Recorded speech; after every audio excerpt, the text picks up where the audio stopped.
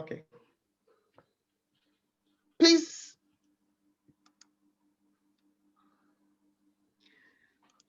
Okay. So as I was saying, when you want to plant coconut, you have to make sure that the coconut has grown to maturity. Then it will become brown like this one slipping down like this. And once they are brown, that's when you can now harvest the coconut. If you harvest the coconut when the skin is not yet brown, you won't be able to, most of them will not germinate. And when you harvest it, you use cutlass.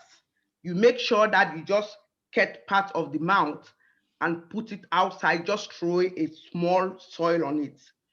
Within 1 month, 2 months, the coconut will shoot and will grow like the one you are seeing on the second picture.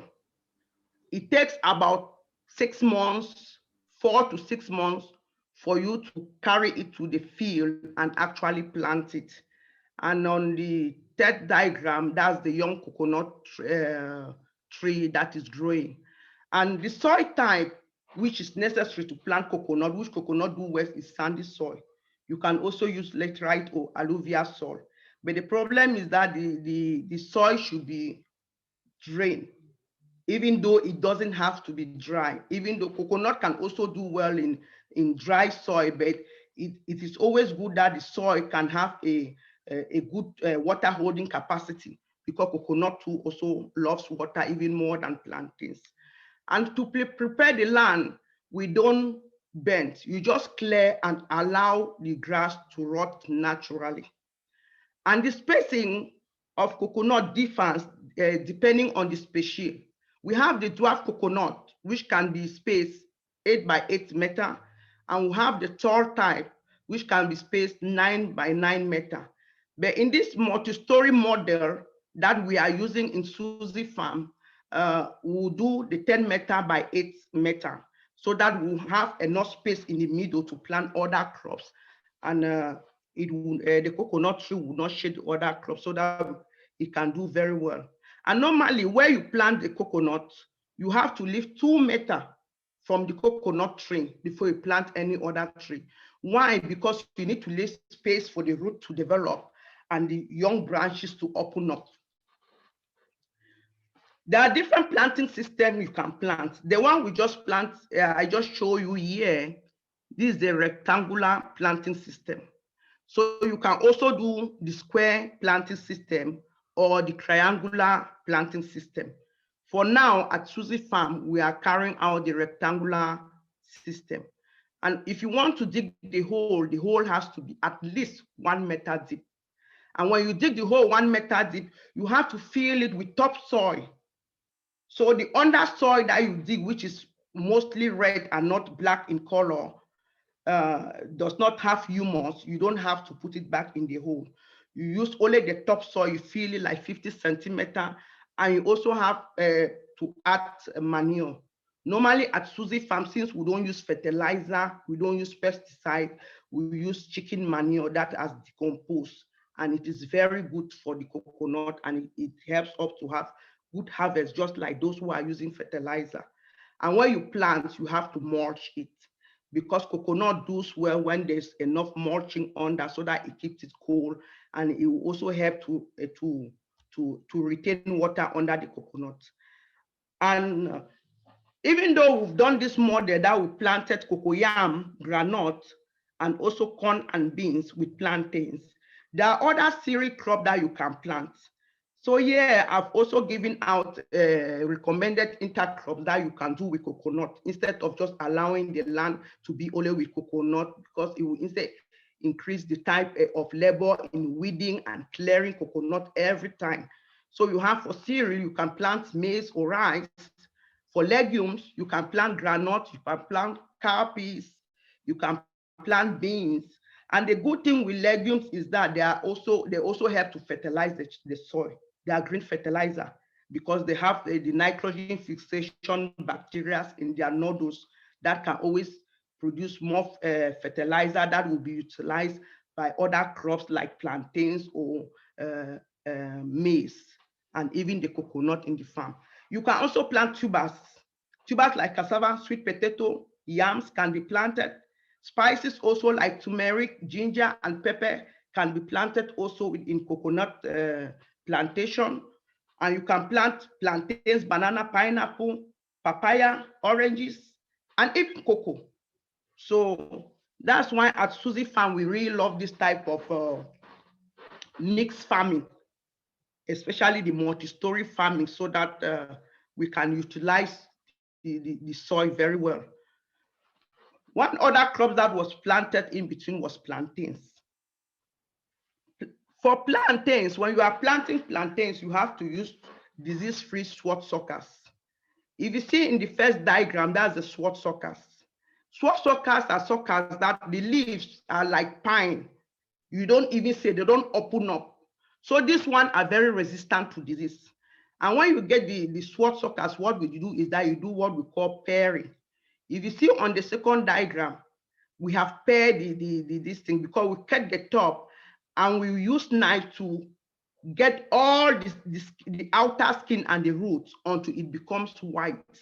When it's white, then you know that if there were any pesticide or nematodes that were, or any disease that were yet to attack the sword suckers, they have been removed already.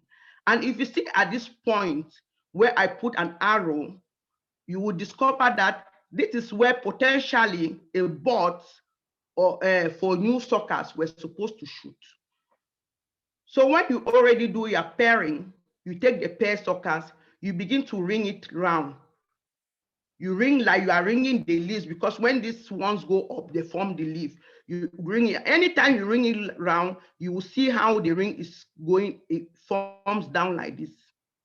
Anywhere you see it forming line, you know this is a place for the potential bud.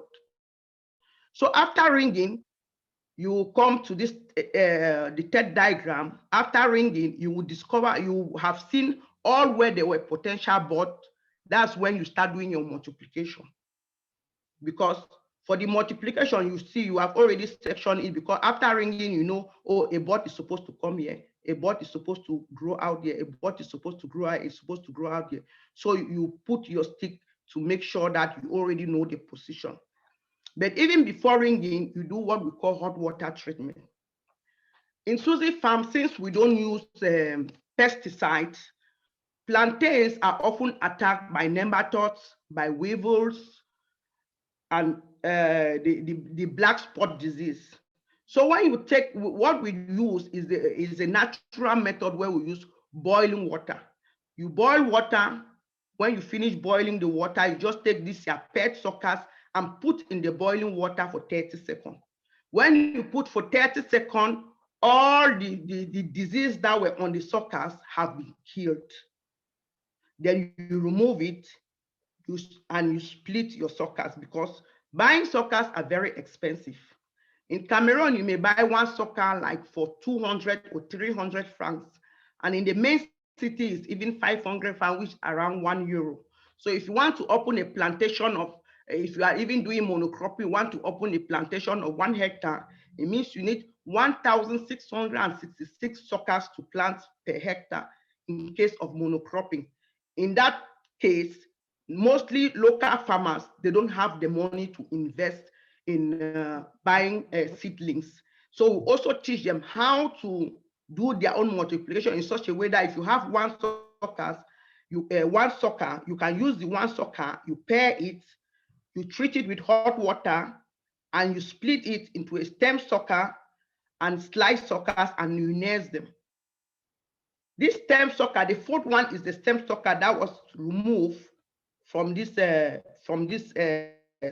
that has been divided in diagram 3.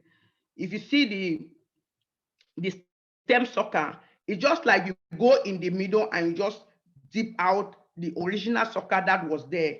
You chop it in. This one, if you plant this one within 1 week, the root will start developing. It doesn't have a problem. So you can plant the stem sucker within 2 or 3 days. But for the slice suckers, this one, the 4 that are at the side of this stem sucker, you have to nurse it. If you nurse it, within 1 month, it will shoot and you will plant. So in so doing, you reduce the cost of buying seeds. because most of what we do in Suzy Farm, we give training to local communities members, so that local farmers can also engage in and open big plantation without having much capital. So that's why we often go with this type of techniques. And the normal spacing to plant plantains, you can plant 2 by 3 meter in such a way that you have 1,666 hectare suckers per hectare, or you can plant 3 by 3 meter apart in such a way that you have you will be able to have 1,100 plantains stem per hectare. And this will also help to increase yield, because most often when you go like to Africa, you see local farmers, they tell you they have a plantain farm, but when you go there, they have just like 300 plantains. They spend all their time clearing, weeding. It is not worth it. So with that piece of land, we now train them how to maximize space and make sure that they can have more yield within that small piece of land. And in planting, you have to dig the hole, because if it is very shallow, it will soon form a mat. And when it falls, the mat, it can topple within 3 years. So you make sure that your hole is deep, 40 by 40 centimeter, and also 40 centimeter deep. And when you dig the hole 40 centimeter deep, what you do is that you still put your topsoil in. When you put the topsoil in, you can put like just 5 centimeter. You put your suckers inside in the slanted position, and you fill it up with topsoil, which is really have mulch. And you always make sure you mulch it. And plantains also need to be, you have to weed it if you are doing monoculture. But if you do this type of multi-story layers that I did, you won't be weeding for nothing, because when you are about to weed, you will weed your groundnut, you will weed your maize, you will weed your cassava. So there will be no day that you will go to only be weeding plantains alone. And this will also help to reduce the labor. You have to trim it also, you prune, and you make sure you mulch. Mulching is very good.